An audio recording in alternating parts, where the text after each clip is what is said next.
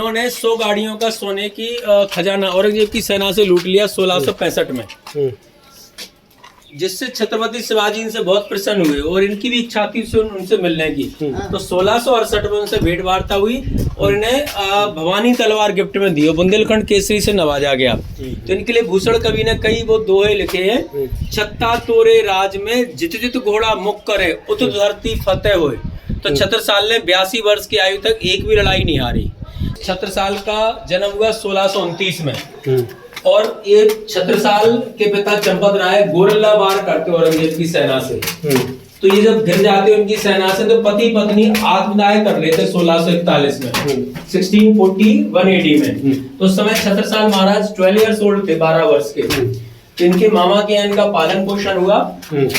फिर बाद में ये बड़े हुए तो जयसिंह इनके पिता के मित्र थे, मिर्जापुर वाले राजा, तो उनकी सेना में शामिल हुए। तो उनके लिए कई लड़ाइयाँ जीती। इनकी बहादुरी को देख करके औरंगजेब की सेना में शामिल कर लिया गया। तो औरंगजेब की सेना में रह के उन्होंने सारे मुगलों के षड्यंत्र सीखे, पर इनका मुगलों के साथ मन नहीं मिला। तो बुंदेलखंड आते यहाँ के राजाओं से औरंगजेब के खिलाफ लड़ने का प्रयत्न करते, पर कोई भी उस समय सक्षम नहीं था कि बुंदेला रूलर औरंगजेब से लोहा ले सके। जब इनको कोई मदद नजर नहीं आई, ये रायपुर पैलेस तो अपने गांव पहुंचते गांव लिधौरा जागीर थी इनके पिता को। तो 25 तलवारबाज 5 घुड़सवार सैनिकों के साथ मिलकर के एक बड़ी छोटी सेना तैयार की इन्होंने, जागीर स्टेबल की, और वहां से जागीर प्रारंभ की धीमे धीमे करके इनके फिर अन्य जागीरें बना ली। तो मौसानिया गांव है जो धुवेला म्यूजियम पड़ता है on the way of Khajuraho, तो वहाँ मस्तानी बाई का आज भी महल बना हुआ है। तो उन्होंने बड़ी जागीर वहाँ स्टेबल की। फिर इनके द्वारा छतरपुर जो जिला है भी MP में, तो महाराजा छत्रसाल की बसाई हुई नगरी है। तो इनके गुरु के कहने पर उन्होंने पन्ना राजधानी अपनी शिफ्ट की थी और इन्होंने 100 गाड़ियों का सोने की खजाना औरंगजेब की सेना से लूट लिया 1665 में, जिससे छत्रपति शिवाजी इनसे बहुत प्रसन्न हुए और इनकी भी इच्छा थी उनसे मिलने की। तो 1668 में उनसे भेंट वार्ता हुई और इन्हें भवानी तलवार गिफ्ट में दी और बुंदेलखंड केसरी से नवाजा गया। तो इनके लिए भूषण कवि ने कई वो दोहे लिखे हैं। छत्ता तोरे राज में जित जित घोड़ा मुख करे उत धरती फतेह होए। तो छत्रसाल ने 82 वर्ष की आयु तक एक भी लड़ाई नहीं हारी। 1707 में औरंगजेब की डेथ हो जाती है। तो उसका सिपह सलार मोहम्मद बंगस खां बड़ी आर्मी के साथ पन्ना पे अटैक करता है। बुंदेलखंड को जीतने का ख्वाब पाल रखा था। तो ये वृद्ध हो चुके थे, 82 इयर्स ओल्ड थे। तो इनकी 4 मेन वाइफ बताएंगे, दासियां रखेल मिला के 52 वाइफ। तो रूहानी बाई जो हैदराबाद की नृत्य की थी, उसकी बेटी मस्तानी बाई, ये हॉर्स राइडिंग फाइटिंग में ट्रेंड थी, जो महाराजा छत्रसाल की बेटी थी। तो ये बाजीराव पेशवा को लाती है मोहम्मद बंगस खां से हेल्प लेने के लिए। तो वो 21,000 घुड़सवार सेना के साथ आते हैं, लड़ाई में मोहम्मद बंगस खां को मारते हैं। इसके बाद इनके साथ प्रेम प्रसंग हो गए, वे शादी कर लेते, पर माँ मुस्लिम होने के कारण इन्हें एक्सेप्ट नहीं किया था मराठाओं ने, कि ब्राह्मण कम्युनिटी से थे।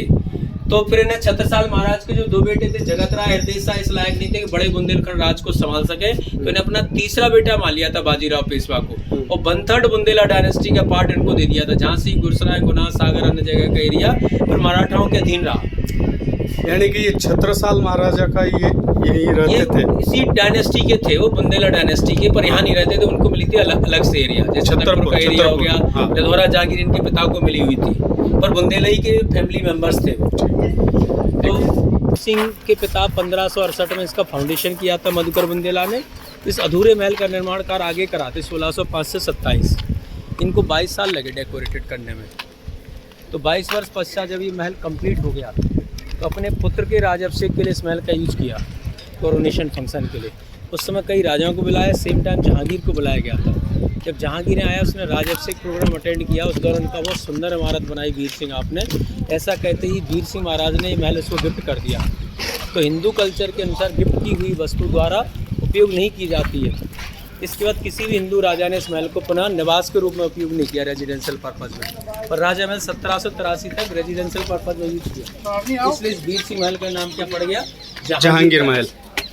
ओके। इन्होंने दतिया में बनाया था वीर सिंह महल, जो इंडिया का लार्जेस्ट पैलेस है, सतकुंडा महल है।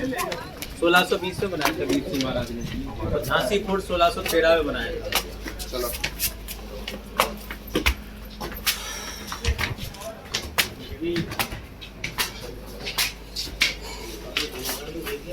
ये देखो ये चेक करो। हम लोग अभी जहांगीर महल के अंदर जाने वाले हैं। ये बैक साइड है इस महल की, फ्रंट में ईस्ट में है जो बहुत सुंदर है।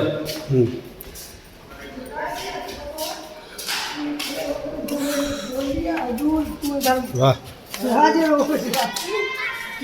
एक करके वाह एक स्टेप हाँ। इस महल में 236 कमरे हैं, 100 कमरे नीचे बेसमेंट में, 136 कमरे ऊपर। तो ये हिंदू मुस्लिम शैली में बना हुआ है। सेंटर में देखिए water point use for decoration, हर एक कॉर्नर में छोटे टैंके कहलाते जक्कुजी।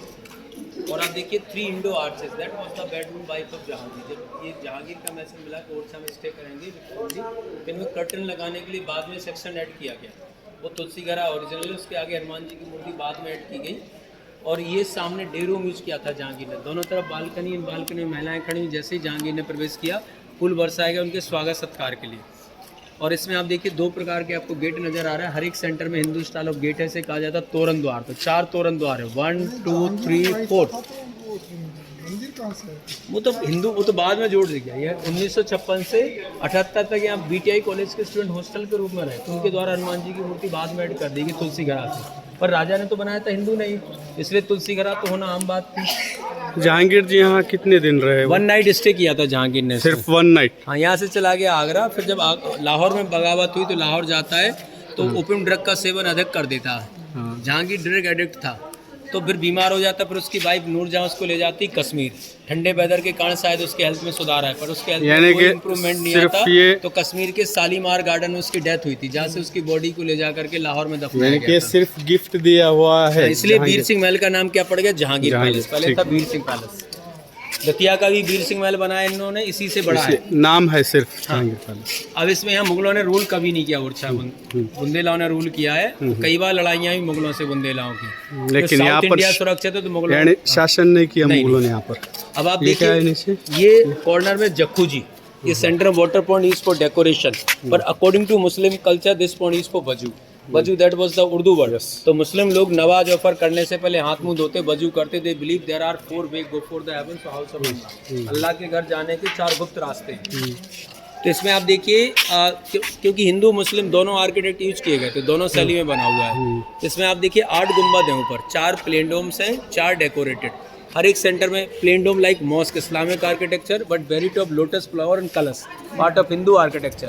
तो बहुत architecture fusion there, known as Indo Islamic architecture. जहाँ हिंदू मुस्लिम शैली का मिश्रण होता है उसको कहते हैं इंडो इस्लामिक आर्किटेक्चर। हर एक कॉर्नर में उल्टे कमल के आकार का डोम है, typical Hindu style of architecture, like a inverted lotus flower. Lotus symbol of truth, auspicious and beauty. We call in Hindi language सत्यम शिवम सुंदरम। पर ये ऑक्टोगोनल फॉर्म में है तो सारे हिंदू हुए। पर पहला डोम बनाया गया था यरूशलेम इजराइल 691 एडी में।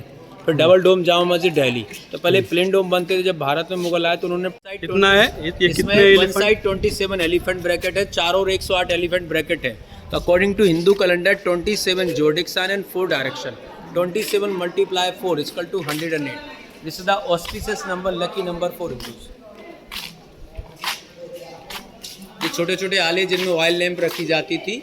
ऊपर आप देखिए ज्योमेट्रिकल डिजाइन। यहाँ पे कौन रहते थे? क्या ये छोटे छोटे नहीं, इन तो रूम है, ये सारे रूम बने हुए हैं। ये छोटे छोटे आले हैं नीचे से, जिनमें ऑयल लैंप रखी जाती है, लैंप के लिए। ये ऊपर आप देख रहे हैं प्लास्टर के साथ स्टोन हुक्स हैं, जिनमें ऑयल टॉर्च लगाई जाती थी और कैनोपी पर्पज के लिए। ये geometrical pattern design, the bracket. Muslim does not allow any figure, but Hindu they have figures.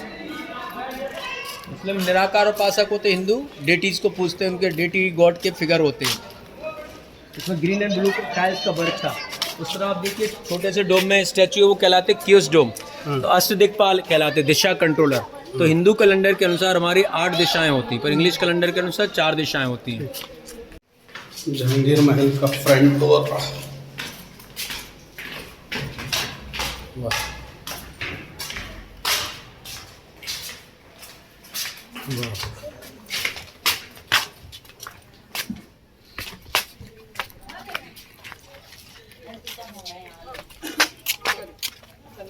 ये देखिए इसका फ्रंट डोर है, मेन गेट है, प्रिंसिपल गेट। तो होल डोर डेकोरेट से तोरण आर्च कहलाती है, और फुल ब्लूम लोटस फ्लावर।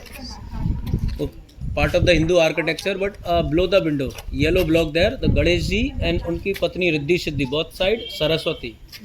और वो रूम था जहाँ से जहांगीर के आने पर फूल बरसाए गए थे। दोनों बालकनियों में महिलाएं खड़ी थी, वहाँ से भी फूल फ्लावर बरसाए गए। इसमें आप देखिए 2 एलिफेंट ब्रैकेट है। Right side elephant holding a stone chain in its trunk and left side elephant holding a bell. So its symbol means Jahangir came here, elephant ring the bell in order to greet him, welcome, wish him to good luck. Elephant made of one piece stone, very decorated, ornated, real tusk, real ivory, somebody took off, stolen. तो वो chain जो chain ली है उसमें trunk में, वो strong relationship और power को represent कर रहा, ये स्वागत सत्कार को रिप्रेजेंट कर रहा है। इसमें रियल हाथी दांत लगे हुए थे। बीच में आप देखिए pigeon index messenger of peace. ऊपर ये कोरवल टार्च कहलाती है जो इस्लामिक आर्किटेक्चर को दर्शाती है। वो फुल ब्लूम लोटस फ्लावर के साथ पेंडेंट बर्ड। लोटस फ्लावर खुलने से पहले ऐसी बर्ड बनती फिर ओपन होता है।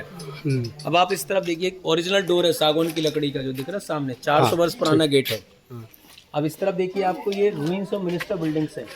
यहाँ से बेतवा रिवर घूमती हुई आ रही है जो भोपाल के पास से प्रारंभ होती है। उस बिल्डिंग के पीछे एक और रिवर आ रही है जामनी रिवर। तो सामने जामनी बेतवा रिवर दोनों मर्ज हो जाती हैं। तो Betwa and Ken river flow south to north, mostly river flow north to south. और ये कैमल स्टेबल है ऊँट खाना। उस समय ये हवा महल हुआ करता था। जब जहांगीर की फैमिली लेडीज कैमल राइड से है तो कैमल इस बिल्डिंग में रखे गए, इसलिए इसका नाम पड़ गया कैमल स्टेबल। वो वाटर टैंक है, ये आर्कियोलॉजी के द्वारा बनाया गया। और इसके पीछे छोटी सी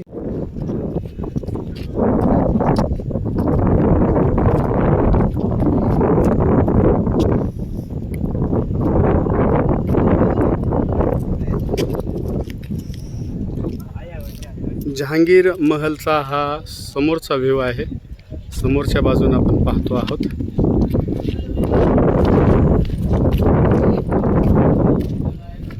स्टोन है जो चंदेरी के अमोला घाटी से लाया गया। ये धौलपुरी पत्थर है जो पिंक होता है, सॉफ्ट होता है। और ये लाइम स्टोन है जो ग्वालियर शिवपुरी में पाया जाता है। तो ग्वालियर का मानसिंह पैलेस देखोगे इसी पत्थर का बना हुआ है। तो इसमें आप देखिए ये 1 पीस में एलिफेंट बनाया गया, एक सिंगल पीस स्टोन में।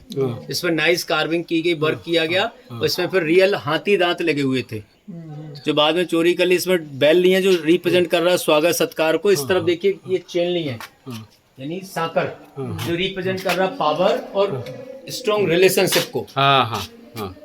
और ऊपर देखिए पिजन ब्रैकेट बीच है। पिजन एंड डक्स मैसेंजर और पीस होते हैं। हाँ ये देखिए यही वाले ब्रैकेट से दिख रहे। ये 400 वर्ष से अधिक पुराना गेट है, सागौन की लकड़ी का बना हुआ है, टीक वुड का। बस सीलिंग पर देखिए कितना सुंदर इनले वर्क है। जो फॉल सीलिंग बनी जो बनाते घरों में इन्हीं चीजों को देख करके हमने फॉल सीलिंग बनाना प्रारंभ की।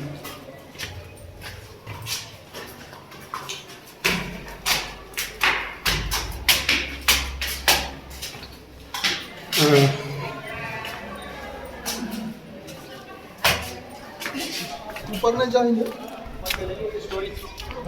एक जहाँ से आपको व्यू दिख जाएगा। और इस तरह ये नवा लोपर करने के लिए रूप नहीं किया था। क्योंकि पश्चिम में क्या होता है मक्का मदीना। यहाँ सामने देखिए आपको गेट छोटा रखा गया क्योंकि जब भी बाहर जाओ तो सामने भगवान का मंदिर है, झुक के जाए आप। विंडो रेड ये राजा महल है जो आपने विजिट किया है। सामने बड़ा सा जो स्ट्रक्चर दिख रहा है चतुर्भुज मंदिर जो राम जी के लिए बनाया गया था, पर बाद में विष्णु जी, लक्ष्मण जी, राधा कृष्ण की मूर्ति रखी गई। कलरफुल बिल्डिंग जो रानी महल था राजा राम के रूप में विख्यात हो गया, वो पहाड़ी पे लक्ष्मी नारायण टेम्पल है। और वो नदी के घाट में दिख रही छतरियाँ रॉयल मेमोरियल बिल्डिंग है, हिंदू क्रेमेटोरियम। तो हिंदू राजाओं को जलाया गया, जलाने के उपरांत उनकी एस कलेक्ट की रिवर में विसर्जन कर दिया, फिर बिल्डिंगें बनाई गई मेमोरी पर्पज के लिए। ये शीश महल हो गया जो भी होटल में कन्वर्ट है, इसको 1763 में 13वें महाराजा उदित सिंह ने बनाया था। 1978 में इसे होटल में मध्य प्रदेश टूरिज्म गवर्नमेंट ने बदल दिया। इसमें 8 कमरे हैं, रेस्टोरेंट भी है।